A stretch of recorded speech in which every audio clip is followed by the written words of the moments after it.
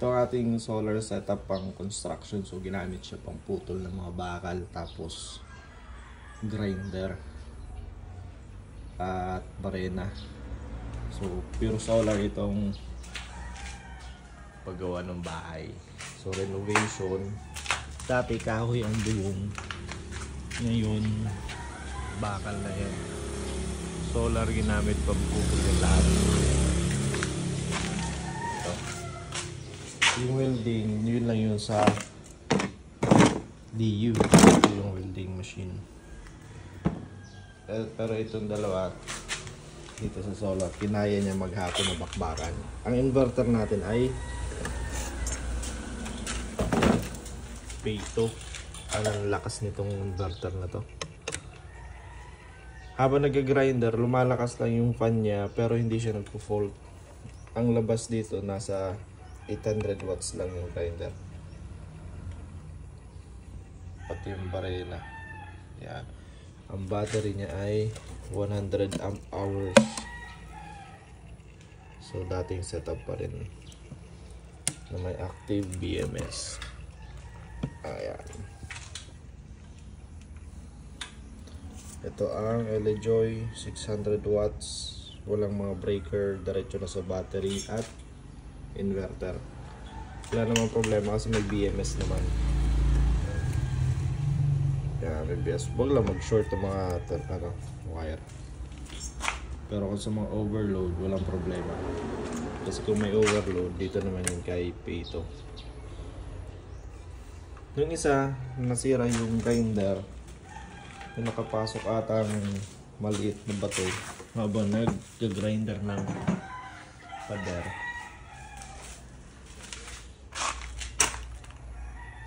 Nag-fault itong P2. Nag-fault siya. Nung tinanggal sa clip, in-start, okay na ulit. So, gumagana siya. Habang nag-grinder, gumagana yung wifi. Walang problema, walang flicker. O hindi ramdam yung flicker kasi wifi lang naman.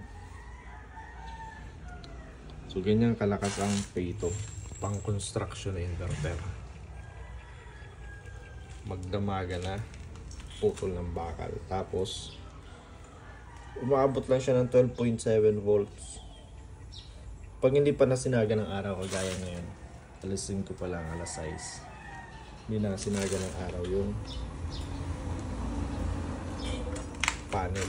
Pero pag tumirik ng alas 10, alas 11, alas 12, kahit anong grinder at barena sabay, hindi nagbabawas ng voltage. Ang lakas mag-harvest na LA-Joy.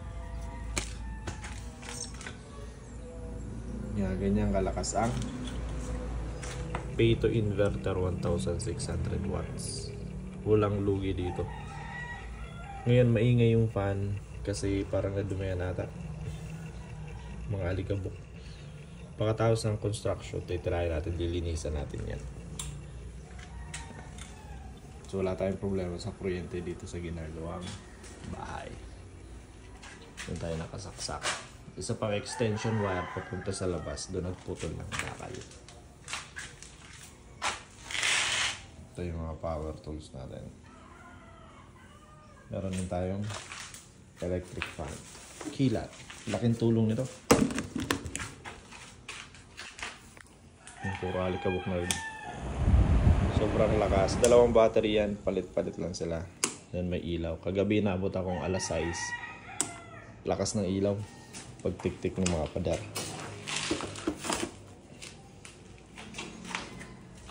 Yeah.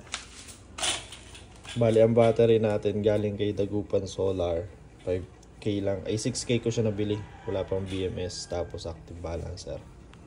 Ito sa Shopee lang din. Disconnected tong fan, dito gumagana. Yeah, tapos papunta na sa solar. Yan. Yun lang itong ating solar na pang construction.